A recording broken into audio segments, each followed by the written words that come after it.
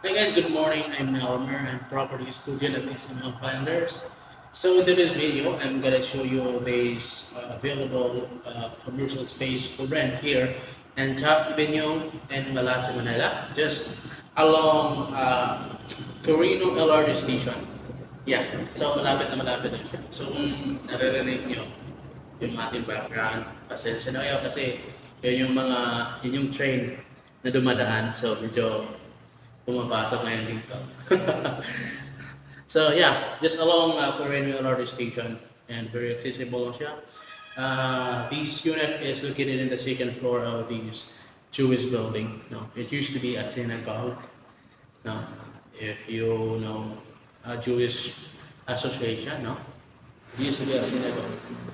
So yeah, and these commercial space consists of 315 square meter, so it's quite spacious now, and it's already fully fitted. It has a glass partition already. So basically, this is ready for to be occupied. No, anytime you want, you can move in anytime. No? So yeah, if you're looking for a commercial space along Malate, Manila in town, you can check this out.